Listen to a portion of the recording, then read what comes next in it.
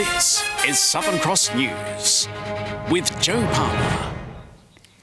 Good evening, everyone. The family of a Hobart woman who died as a result of inadequate care at the Royal Hobart Hospital blames the state government for her death.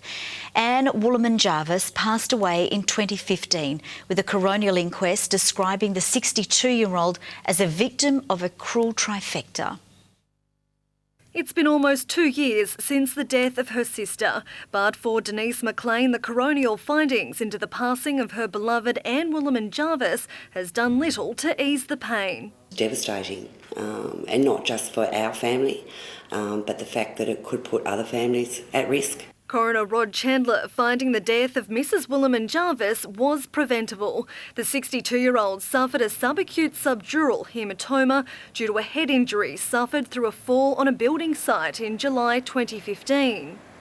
A series of events leading to her death, with Coroner Chandler describing Mrs Woolliman-Jarvis as a victim of a cruel trifecta. The three contributing reasons including a failed identification on a CT scan, substandard care and insufficiencies in the ED affecting the capacity of staff to carry out proper care. People make mistakes and they're not happy that they make mistakes, and they've got to live with that too. So it doesn't just affect our family. The lesson that you learn very quickly in health policy is that if you get health policy wrong, people die. Boy, have we got health policy wrong in this state. Mr Goddard says the government needs to take responsibility as it continues to underfund Tasmania's health system. Any advances that were made back then have been swept away. This can happen at any time. It's quite clear that doctors are warning that this is a risk the state is taking by not funding healthcare properly. We need to make sure that there is a proper allocation for health and hospital care in next week's state budget. Doctors are demanding that, and the Tasmanian population is demanding it. We are fixing a system that was broken. We are putting more medical practitioners back into the system that were cut, and we're doing everything we can to improve health services. But for Denise and her family, it's a government line she's heard before. Do you blame the government? I do, definitely. Jacqueline Robson, Southern Cross News. The man convicted of killing his wife and injuring her friend in a daylight shooting in May 2015 faced court again today. Klaus-Dieter Newbert was found guilty of shooting Josephine Ramos Cooper in the hand as she sat in the passenger seat of a vehicle driven by the estranged wife of the shooter, Olga Newbert, who was killed in the incident. During today's civil trial, Mr Newbert says he never intended to shoot or harm Mrs Cooper, who is seeking $2.4 million in damages. Justice Escord is expected to hand down the final decision next week. Traffic is now flowing on the East Derwent Highway after emergency services responded to a bus going over an embankment at Old Beach just before 5 this evening. The driver, the only person on board, has been taken to the Royal Hobart Hospital in a stable condition. The cause of the incident is still unknown. Tasmania's peak motoring body is warning of increased petrol costs if the federal government pushes on with a proposal to phase out regular unleaded fuel. The move would ban 91 unleaded petrol by the year 2020 as a way to reduce vehicle emissions. But the RACT fear some Tasmanians will be forced to buy expensive premium fuel due to older modelled cars. I've actually worked out for fuel and petrol, I'm actually spending what I'm earning per week. So if things were to change, I don't know how I'd actually be able to do that. So to be perhaps putting in some subsidies for those users who need to change over, or also putting in some incentives for people to upgrade their cars so they can actually use E10 fuel. The RACT is urging motorists to lobby their federal Member of Parliament to consider a more appropriate phase out. The state opposition is pushing for a stronger link between skills, training and industry to improve employment opportunities for young Tasmanians. Labor claims some students are struggling to find a work after graduating as the government announces a number of new job initiatives. The Premier plating up a new funding boost for TasTAFE. You never have enough. More than $3 million set down in next week's state budget to turn the Drysdale campus into a centre of excellence for hospitality. Infrastructure upgrades, new kitchen facilities.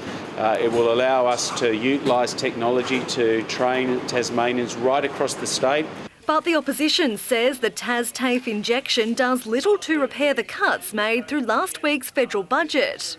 But also it's been largely sidelined by the Tasmanian government, with a lot of funding going to private RTOs rather than to the public provider, TasTAFE. So we certainly hope to see that rectified in this state budget. The opposition offering its own solution through industry advisory councils to link skills education to industry. Our fear is that people at the moment aren't getting the right skills and training that they need. While the government is hoping a new small business incentive will help open up positions in the workforce. Up to $4,000 per position, which means that up to 500 young Tasmanians may get their first job as a result of this budget initiative. The new measures to boost the workforce coming alongside an improvement in the state's jobless figure. Tasmania's unemployment rate is now the second lowest in the country. Jacqueline Robson, Southern Cross News. Education union members have rallied across the state demanding the University of Tasmania negotiate a new pay agreement for its staff. The National Tertiary Education Union is pushing for a better superannuation deal following what it says has been excessive spending by UTAS on property over people. The purchases in Hobart over the last year alone have been over $25 million. So it's a question of spending priorities. We're asking university management to recognise that the university is made of people, not of bricks and mortar. A spokesperson saying the university is in productive negotiations with staff and relevant unions. Tasmania's proud and deep heritage in Australian rules football has been showcased to the AFL world. At a special gala dinner in Melbourne last night, dignitaries celebrated the state's greatest football moments while making a commitment to grow the game at the local level. In unprecedented unity, almost every Tasmanian football expat had congregated at Crown Palladium, a very visual representation of what the state has produced for the game. One of the great honours of my life was pulling on that Tasmanian Guernsey. We keep a close eye on each other, and with a national competition there's still a bond from just from where you come from. And that bond was very much on show, both in pride and frustration. The dream of a solely Tasmanian team was a talking point once again. Given the choice between fracturing or coming together with a common cause to support a Tasmanian team, I think people would make the choice to support the team. The league's CEO reiterated his hopes for a one-team state, but the scepticism of making it happen is all too familiar. There's two incumbents down there with long-term deals. And we respect those, and I've said that pretty clearly. McLaughlin was left in no doubt about Tasmania's love for the game. In a room tinted in the state's colours, famous matches beamed onto screens. One by one, icons graced the stage. Rodney Eade, Brendan Bolton and Chris Fagan echoed the one team, one state sentiments, while the night's centrepiece honoured one of our finest hours, the 1990 State of Origin. 2014 Tasmania have eclipsed Victoria 14-17. The last team to beat Victoria was a team that my father played in, and they were showcased before the games. It was a great memory. Holding an event dedicated to Tasmania in Victoria seems like an odd choice, but the AFL insists it's a meaningful opportunity for expats to connect with administrators face to face. The night also secured donations so grassroots football can grow. And for years I've heard people say they're passionate about Tasmania. Football's a big part of our culture, and I've heard people say time and time again they'd like to put something back, and this is the opportunity to do it through the foundation. While debate also ignited over whether Tasmania should have pushed harder for its own licence in the National Women's League. I know they're saying they're going to prefer teams who've already got provisional licences, but why not Tasmania? I took the opportunity last night to press the case, and it's something that the AFL are actively considering. But one thing's for sure, last night proves the passion for a Tasmanian team at the highest level is ever growing. If the people really start to believe And if they start to make their voices heard, then the powers that be have to listen. Tom Johnson, Southern Cross News. Tasmanian farmers are being told they are getting it very wrong when it comes to efficient farmland management. A seminar attended by around 100 farmers today looked at the irrigation issues costing thousands of dollars each year. After 2 solid years of researching Tasmanian farms, experts say the irrigation systems being used could be costing farmers annually up to $50,000 in lost productivity. Basically what we've found is that farmers are just not getting their irrigation scheduling right, and it's costing them a lot of money. The Tasmanian Institute of Agriculture event allowing some of the country's best engineers to educate farmers on the latest practices. Obviously the technology that we're using, the variable rate technology, is a technology we can apply to a pivot to get the ability to put different amounts of water on different parts of the pivot. But then the next bit is trying to get a map that tells us how much we need to put on. And the next possible step, utilising a drone to collect that data even faster. You triple your money with drainage planning in most cases, through to just not having to tear along on a motorbike through a paddock in the middle of the day in a rush. You can send a drone over for a look and do 5 or 6 tasks that you may have been tearing about trying to do. So anything from inspection work through to mapping, they're really useful tools. Farmers now receptive to making the changes needed to see a better return from the water they purchase annually. Jessie Gilmore, Southern Cross News. Moona's Taste of the World Festival is being provided a welcome boost. The government today confirming $20,000 funding over the next 2 years. Nearly 20% of residents in the area speak a language other than English, and this multiculturalism is celebrated at the festival every March. I've noticed that over the years, as the numbers have grown, people are coming from all parts of the state to take part in a festival that celebrates cultural diversity through art, through food, through culture, through dance. I, as an outsider, have been blown away by the work that happens in this community to ensure that we get all the benefits and all the gains of having a multicultural society. $200,000 over 4 years also promised for the Moona Arts Centre. Stroke affects over 55,000 Australians every year, with 12,000 survivors living in Tasmania. High blood pressure is a significant risk factor, and the Stroke Foundation is urging Tasmanians to have theirs checked for free as part of a nationwide campaign. It's one of Australia's leading causes of death and disability, but one that can often be prevented. Tony Howe suffered a stroke 7 years ago and says he had no warning signs, but he did have high blood pressure. When I had it, I knew something was wrong. I didn't know what it was, but I had no idea before that, no. And most people don't. They have no idea it's coming. Now he volunteers with the Stroke Foundation to help educate the community on prevention. Get plenty of exercise, eat healthy foods, fruit and veggies as much as you can. That's probably the best thing. Keep your blood pressure low. Check your blood pressure all the time, yeah. Today marks the start of Australia's biggest blood pressure check, running in Priceland stores around Australia until the middle of June. More than 1,500 Tasmanians will suffer a stroke this year. The Stroke Foundation is urging people to have their blood pressure tested. A simple check that could make a world of difference. Blood pressure is actually the single biggest risk factor that you can change to reduce your risk of stroke. So if you know about it, you can do something about it. Louise Hedger, Southern Cross News. Top of the table, North Launceston is hoping for a 7th consecutive win this weekend as the side goes up against the Tigers. Meanwhile, Clarence are only 1 win behind the ladder leaders and are confident of staying in contention. West Park will become a battleground on Saturday as Clarence fights against Burnie for a win to climb up the ladder. You know, we need to bounce back this week. We head to West Park. All the players are on the bus. We get away.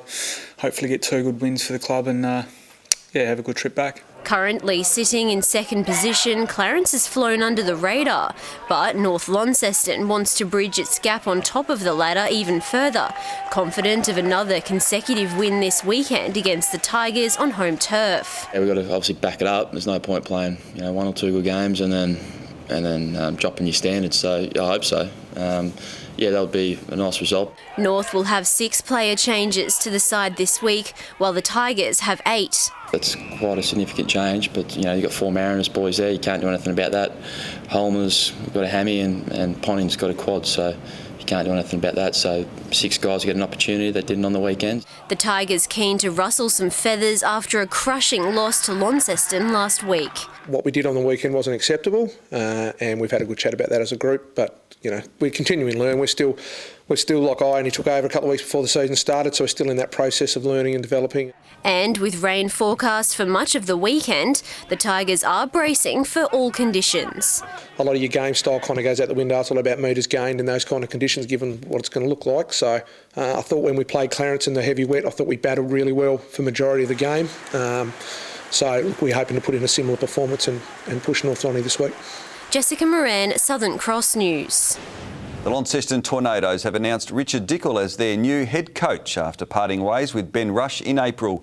Dickel joins the squad with vast experience, having previously coached the WNBL's Adelaide Lightning and was also an assistant coach with NBL side the Adelaide 36ers. The New Zealander, now a proud Tasmanian, Richard Dickel is keen to hit the ground running as the Tornados' new head coach. I'm not going to sit here and promise anyone wins against anybody, but what I'm going to say is we're going to play hard and we're going to put an effort out there on the court the community can be proud of. Dickel joins the team with international and national experience. Richard comes with great experience both in New Zealand and in Australia, experience with WNBL, NBL and senior opportunities in New Zealand. A lot of experience with both women and men, juniors and seniors. My father coached in Olympic Games, so basketball's in the blood and the family, and hopefully I can bring some of that here and help the girls get better and we achieve some things. And with only one loss so far this season, Dickel is eager to keep the team's momentum going. You've got some great players here that are playing, Lauren Mansfield, who I've coached before at the Lightning, and Taylor and Lauren. We've got some really good players that really understand how to play the game. The Torns' first game with their new coach will be on Saturday night against top-of-the-table Rangers. And he's already thinking long-term about making Tassie his permanent home. Tasmania's a great place, reminds me of New Zealand, so, it's pretty... I don't mind the weather too bad. It's better than Norway. Jessica Moran, Southern Cross News. Well, if you're over the age of 50 and looking for some motivation to get fit, then look no further. Nico Dunstan is 55 years old and about to head to the United States to compete at the CrossFit World Games. The self-proclaimed fitness freak has been training daily, and as the only Tasmanian in the competition, she says she's keen to give it her best shot. I'm familiar with all the moves. I've been doing it for 6 years, but competition just gets you in a different mindset. I put the blinkers on and I'm like a steamroller, just steamrolling through, going through all the moves and just working hard. I just like that pressure under competition. Nico is aiming for a podium finish and hopes her journey motivates others to give competitive exercise a go. Good evening. Cloudy conditions around the state today with a top of 14 degrees in Hobart. Launceston reached 19, which was the state's high. It was 17 in Burnie and 18 in Devonport. It was also 18 at Friendly Beaches, 17 at Low Head, St Helens and Ouse, 15 degrees at Maria Island and Grove and 11 at Laiowini. The satellite images show a front to the southeast of Tasmania, extending to New Zealand, with a series of fronts well to the southwest of Western Australia. Middle and high cloud associated with a low-pressure trough stretches from western parts of New South Wales to the northwest of Tasmania, and an extensive area of cloud can be seen over parts of Queensland. On the close-up, low cloud over the southeast of the state with some convective cloud inland and thin high cloud lingering over the northwest. Tomorrow, there's a multi-centred high over Tasmania with low pressure moving across the eastern states of the mainland and a high to follow over central Australia. Easterly winds 20 to 30 knots about the central north and northwest, seas reaching up to 3 metres in the north. There's a strong wind warning for northern coastal waters from Sandy Cape to the northern tip of Flinders Island. Cloudy in Hobart tomorrow, a top of 15 degrees, the same for Huonville, Campania 16. Launceston, partly cloudy, 18. Possible late rain for Devonport, 18 also, 17 for Georgetown. Late rain and 18 for Burnie, a partly cloudy, 17 degrees for Strawn, 18 for Wynyard. St Helens a shower or two, 16, Swansea 16, Port Arthur 15. Taking a look ahead at the weekend, rain extending throughout the state on Saturday with possible heavy falls across the north. Sunday, rain about the east and south, clearing early in the morning, and showers about the north and west. And Monday, showers about the north and far south, clearing from the south around midday. Fine elsewhere. Now let's take a quick look around the country tomorrow. A possible storm for Brisbane, 20 degrees, rain developing for Sydney, 22, and a wet one for Melbourne, a top of 19. And now let's take a look around the state. At the moment, it's 12 degrees and cloudy in Hobart, cloudy in Launceston 13 and 14 in Devonport. All the numbers in a row. Thanks, Jo. Beautiful. Thank you very much for that, Britt. That's all from the news team for now. Have a lovely evening. We'll see you a bit later. Bye-bye.